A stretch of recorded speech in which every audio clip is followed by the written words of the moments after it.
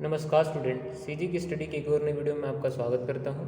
2 तारीख को जो सहायक संपरीक्षक का पेपर हुआ था उसका हिंदी वाला सेक्शन हमारा छूट गया था लगाने के लिए। तो ये मेरे पास सेट सी अवेलेबल है। ये सेट सी का हम देखते हैं आगे, 1 से लेकर पूरे 100 प्रश्न का। ये हिंदी बेस ही प्रश्न इसमें ज़्यादा पूछे गए थे। तो देखिए शुरू करते हैं। पहला जो प्रश्न है, कौन सा शब्द सरस्वती का पर्यायवाची नहीं है? तो देखिए इसमें ऑप्शन डी है वो सही होगा। श्रीदेवी दरअसल लक्ष्मी जी का पर्यायवाची है। तम शब्द का विलोमार्थी शब्द है। तम यानी अंधेरा होता है, तो उसका विलोमार्थी जो शब्द होगा आलोक, जिसका अर्थ होता है उजाला। अगला जो प्रश्न है उसमें है, अनेकार्थी शब्द जलज का जो निम्नलिखित में से कौन सा शब्द अलग है इनसे, यानी अनेकार्थी शब्द नहीं लगता। देखिए जलज कमल भी उसका, जलज का एक अनेकार्थी शब्द है, शंख भी है, सरोवर भी है। ये जो जाल है ऑप्शन नंबर डी, इसका आंसर ऑप्शन नंबर डी होगा, जाल। अगला जो प्रश्न, कौन सा शब्द अंतर्ध्यान का पर्यायवाची? तो अंतर्निहित ये पर्यायवाची नहीं है, बाकी सारे पर्यायवाची हैं। ऑप्शन नंबर डी इसका सही होगा। 105 नंबर जो प्रश्न है उसमें निर्दयी, विहीन, नरक, इन तीनों शब्द को संदर्भ में कौन सा विकल्प सही है? तो निर्दयी जो है शब्द शुद्ध है, ऑप्शन नंबर ए इसका सही होगा। बाकी जो है उसका ऑप्शन गलत होंगे। अगला जो प्रश्न है 106 नंबर जो प्रश्न, निम्नलिखित शब्दों में शुद्ध शब्द को उसका चयन करना है। तो इसमें जो है अनुग्रह होता है, तो बी नंबर जो है सहस्र एकदम सही है, बाकी जो है गलत है। अगला जो है 107 नंबर प्रश्न, महीधर, जरज, इसके बारे में पूछा गया है। तो इसमें ऑप्शन नंबर डी उपयुक्त में से तीनों सही है। दरअसल महीधर एक जो शब्द है वो शुद्ध है, जारज भी सही है, धराधर भी सही है, तो उपयुक्त तीनों सही है। अगला जो प्रश्न 108 नंबर, नीचे दिए गए शब्दों में अशुद्ध शब्द संबंधी सही विकल्प का चयन कीजिए। तो परिणाम, द्वंद्व, तो इससे रिलेटेड जो है ऑप्शन नंबर ए बिल्कुल सही होगा। परिणाम शुद्ध शब्द है, बाकी जो है उतने शुद्ध नहीं है। अगला जो है 109 नंबर प्रश्न, तो जातिवाचक संज्ञा के बारे में पूछा है। जो भाववाचक संज्ञा यानी जातिवाचक प्रश्न है, जातिवाचक संज्ञा शब्द से निर्मित भाववाचक संज्ञा क्या है? तो देखिए लड़कपन जो है जातिवाचक संज्ञा है और बड़प्पन जो है वो भाव है। तो इसमें जो ऑप्शन नंबर जो डी है, ऑप्शन नंबर ए लड़प्पन सही होगा। चढ़ाई जो है वो क्रियावाचक है, तो उसमें ऑप्शन नंबर ए सही होगा। अगला जो प्रश्न देखते हैं, अगला प्रश्न है 110 नंबर प्रश्न, जिसमें पूछा गया है, यह किसका पराक्रमी बालक है? इस वाक्य में यह किसका द्योतक है? तो इसमें पुरुषवाचक सर्वनाम का द्योतक है वो। अगला जो प्रश्न है, काला घोड़ा वाक्यांश में काला शब्द से वाक्यांश में क्या अंतर? देखिए इसको हमने अपने हिंदी की सीरीज है उसमें लगाया हुआ है। तो इसमें जो है घोड़ा शब्द एक व्याप्ति का मर्यादित है, तो ऑप्शन नंबर बी इसका सही होगा। अगला जो प्रश्न है 112 नंबर, नीचे दिए गए शब्दों में नाम धातु, तो नाम धातु का जो चयन करेंगे इसमें तो ऑप्शन नंबर ए सही होगा, खिलवाना। अगला जो प्रश्न, निम्नलिखित में वर्तनी में दृष्टि से त्रुटिपूर्ण शब्द, 113 नंबर जो प्रश्न है उसका कुमुदनी सही होगा, बाकी सब जो है गलत है इसमें।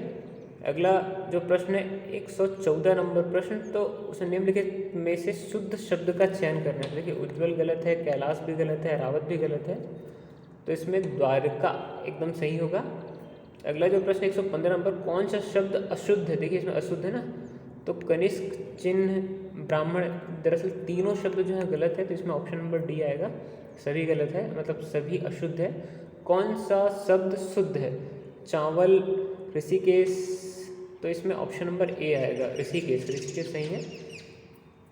अगला जो प्रश्न है 117 नंबर, गुलाब, व्यक्तिवाचक गुलाब दरअसल जातिवाचक, भाववाचक, द्रव्यवाचक, तो इसमें आएगा गुलाब जो है व्यक्तिवाचक है। इसमें थोड़ा सा मेरे को डाउट भी है, इसका ऑप्शन नंबर बी भी हो सकता है जातिवाचक, तो इसको मैं कमेंट सेक्शन में पिन करके क्लियर कर दूंगा आपको चेक करके। अगला जो प्रश्न है, निश्चयवाचक सर्वनाम का उदाहरण है, तो निश्चयवाचक सर्वनाम का उदाहरण इसमें यह कोई, जो निश्चय है यानी क्लियरली बता रहे, तो यह ऑप्शन नंबर इसका सही होगा। मेधावी छात्र किस विशेषण का उदाहरण है? तो इसमें गुणवाचक, देखिए उसका गुण बता रहे किसी छात्र का कि वह मेधावी है, तो ऑप्शन नंबर सी इसका सही होगा। अगला जो प्रश्न है, निम्नलिखित में से अकर्मक क्रिया के उदाहरण, तो अकर्मक क्रिया का उदाहरण का चयन करना है पृष्ठ को जिसमें क्रिया जो है वो अकर्मक है। कृष्ण कुमार ने गीत का पठन किया, इस अकर्मक क्या है? उसने भरपेट भोजन किया। प्रश्न की ओर बढ़ते हैं। 121 नंबर प्रश्न, अल्प विराम का प्रयोग किस स्थान पर होता है?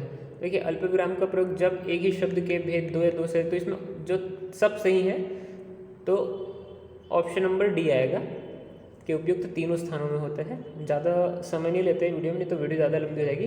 भारत की राजधानी बताओ, इस वाक्य में अंत में किस चिन्ह का प्रयोग होना चाहिए? तो इसमें प्रश्नवाचक, जैसे प्रश्न पूछ रहे हैं तो इसमें प्रश्नवाचक चिन्ह का होना चाहिए। अगला जो प्रश्न है, क्यों री तुम आँख से अंधी है क्या?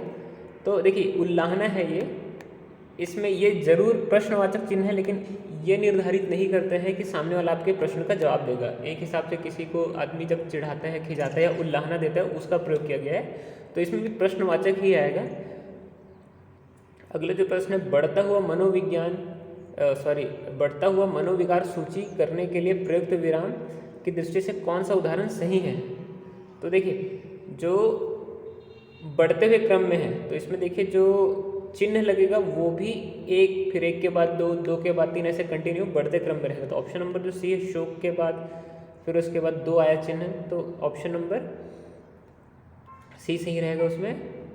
अगला जो प्रश्न, संधि क्या है? देखिए दो वर्णों से होने वाले मिलने के बाद जो विकार पैदा होता है उसको संधि कहते हैं, तो ऑप्शन नंबर ए सही होगा। 26 नंबर जो है, किसी संधि के आधार पर दैवेश्वर शब्द का गठन हुआ है। देखिए इसमें क्लियर है कि दैवेश्वर में वृद्धि स्वर संधि है, अतएव में भी स्वर संधि है, क्लियर है। अगर आपने संधि वाले पोर्शन हमारा वीडियो देखा होगा तो आपको एक बार में आंसर इसके बन जाते। तो 28 नंबर जो प्रश्न है ये भी आ चुके हैं कई बार, मतलब हमारे जो क्वेश्चन सेट हमने लगाया था उसमें ये सारे प्रश्न थे। तो विसर्ग संधि, देखिए विसर्ग संधि जहाँ पे विसर्ग होता है वहाँ पे विसर्ग संधि होता है, तो ऑप्शन नंबर डी सही होगा। अगला जो प्रश्न है, स्रोत के आधार पर ठेस शब्द किस श्रेणी के अंतर्गत रहता है? देखिए ठेस जो है देशज शब्द है, और एक गल्प जो है बंगाल, देखिए उड़ीसा और बंगाल एरिया में गल्प जो है कथाओं को कहा जाता है, तो ये बंगाली शब्द ऑप्शन नंबर बी सही होगा। अगला जो प्रश्न है, निम्नलिखित में से तत्सम तद्भव का सही युग्म है? तो देखिए घोड़ा और घोटक जो है ये तत्सम तद्भव दोनों हैं, घड़ा घटा और कृष्ण कान्हा, तो इसमें जो घपला है ये कहीं से भी तत्सम नहीं है, तो ऑप्शन नंबर सी होगा। लीची दरअसल चीनी शब्द है। अगला जो प्रश्न है तो उसका आंसर होगा ऑप्शन नंबर डी, तद्भव शब्द का उदाहरण। देखिए आँख जो है तद्भव है। अगला जो प्रश्न है, हिनहिनाना शब्द, देखिए जहाँ पे स्पष्ट ध्वनि सुनाई दे रही है तो इतना याद रखिए कि वो देशज है, ठीक है। किसी भी प्रकार जैसे ध्वनि से संबंधित जितने भी शब्द आएंगे अपने प्रश्न सेट में, तो उसको आप ध्यान रखेंगे कभी भी भविष्य में, तो हिनहिनाना जो है वो देशज शब्द है। अगला जो 135 नंबर प्रश्न है उसमें निम्नलिखित में से विदेशी, तो चश्मा एकदम क्लियर है कि चश्मा विदेशी शब्द है। अगला जो प्रश्न है 136, तो 136 में निम्नलिखित में से समुच्चारित भिन्नार्थक शब्द युग्म को पहचानना है, तो इसमें समुच्चारित जो भिन्नार्थक शब्द है अनल अनिल, दरअसल एक अनल का मतलब होता है आग, अनिल यानी वायु, धीरे धीरे सब एक जैसे हैं ये सब, तो ऑप्शन नंबर सी इसका सही होगा। 137 नंबर जो प्रश्न है, भाषा के जो मूल शब्द को तत्सम कहते हैं। अगला प्रश्न देखते हैं 138 नंबर, इनमें से कौन सा शब्द देशज नहीं है? तो देखिए नींद जो है वो देशज नहीं है, बाकी देशज शब्द हैं। अगला जो प्रश्न है 139, अपील शब्द किस भाषा से संबंधित? दरअसल ये अंग्रेजी जो स्पेलिंग होता है APIL, अपील, तो दरअसल ये अंग्रेजी शब्द से संबंधित है। निम्नलिखित शब्दों में देशज शब्द कौन सा है? तो डिबिया देशज शब्द है। अगला 141 नंबर जो प्रश्न है, किस विराम चिन्ह का प्रयोग शब्दों के युग्म में अथवा शब्दों को दोहराने में किया जाता है? तो योजक चिन्ह का प्रयोग किया जाता है, तो ऑप्शन नंबर ए सही होगा यहाँ पे। अगला जो प्रश्न है, हर्ष, आश्चर्य, करुणा, घृणा, भय, निषाद, ये जो है विस्मयादि बोधक जितने भी हैं तो विस्मयादि बोधक चिन्ह इसमें लगेंगे, तो ऑप्शन नंबर डी इसका सही होगा। 143 नंबर जो प्रश्न है, किसी उद्धरण के अंतर्गत कोई दूसरा उद्धरण होने पर जो इसका आंसर आएगा एक हर जो उद्धरण चिन्ह लगता है वो इसमें आएगा, तो 143 का ऑप्शन नंबर सी आएगा।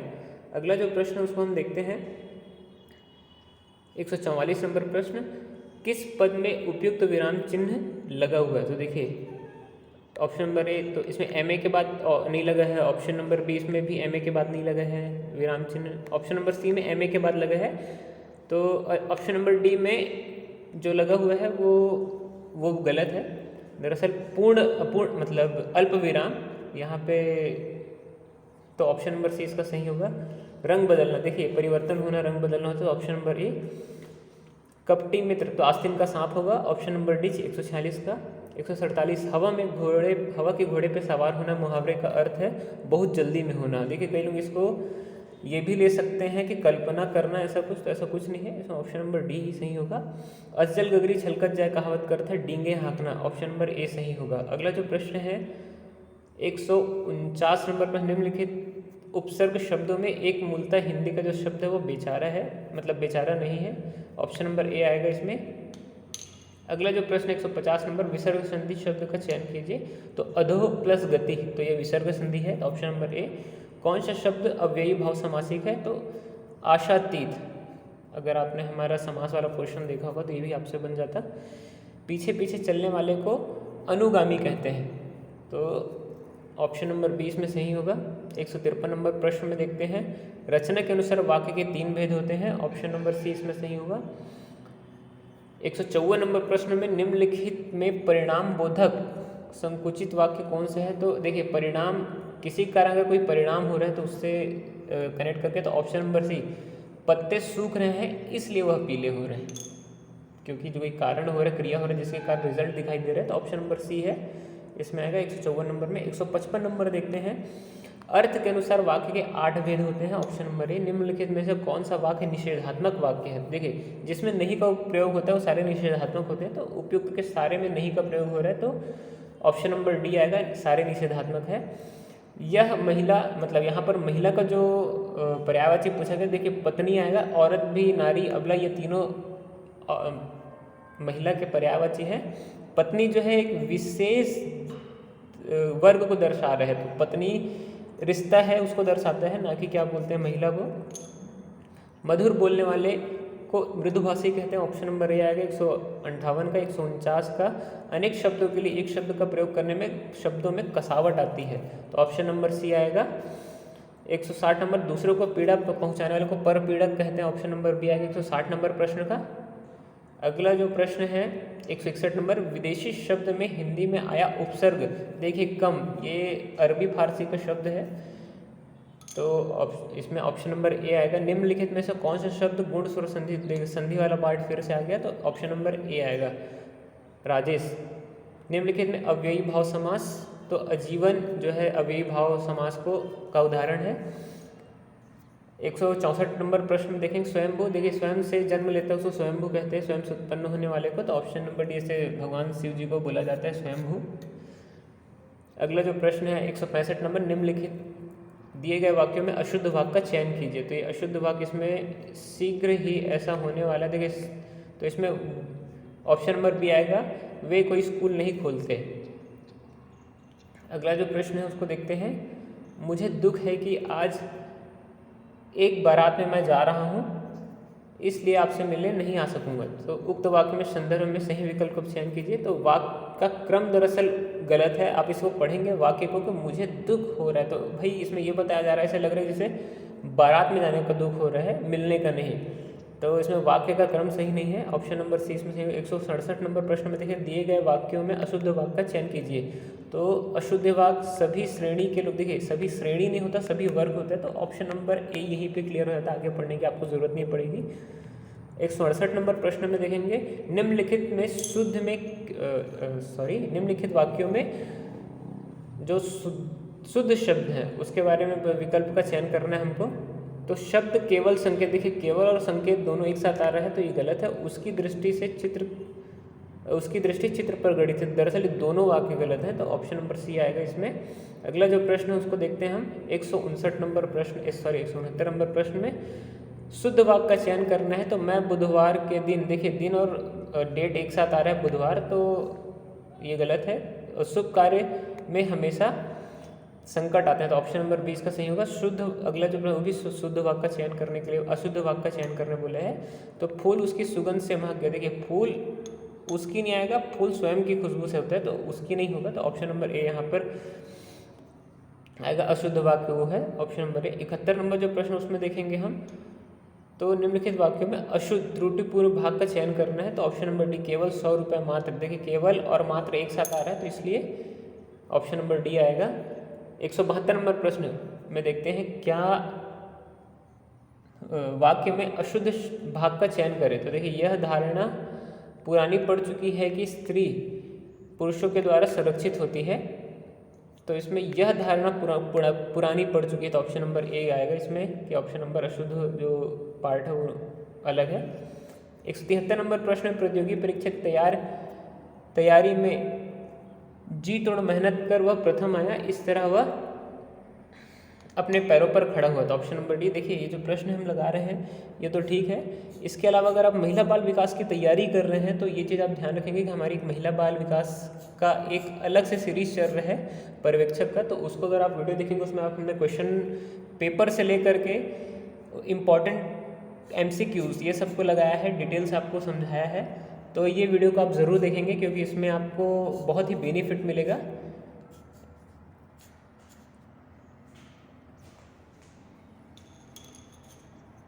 अगला जो प्रश्न है 173 नंबर के बाद देखेंगे हम, चुल्लू भर पानी में डूबना, इसको लज्जित होना कहेंगे, ऑप्शन नंबर डी। 175 नंबर जो प्रश्न है, 7 चराई 7 रंग वाला, तो इसका ऑप्शन नंबर जो होगा ऑप्शन नंबर डी आएगा। 7 रंग से संबंधित है तो इसके अंदर धनुष इसमें आएगा। खुशियाँ मनाना, घी के दीपक जलाना, ऑप्शन नंबर डी। 177 नंबर प्रश्न में देखेंगे तो मैं रविवार को स्कूल नहीं जाता। देखिए जहाँ पे रविवार के साथ दिन का वो हो तो रविवार भी तो एक दिन है तो इसलिए ये गलत होगा। शुद्ध सिर्फ इसमें मैं रविवार को स्कूल नहीं जाता ये वाला। 178 नंबर प्रश्न में हम देखते हैं 198 में से सही शब्द को चुनिए। तो सकुशल जो है सकुशल ऑप्शन नंबर सी एकदम सही है। एक साथ सकुशलता पूर्वक नहीं होता, सकुशल शब्द ही अपने आप में शुद्ध है। अगला जो प्रश्न है 179 नंबर में, मेरे पढ़ाई में बहुत नुकसान हो रहा है, वाक्य में अशुद्धियाँ।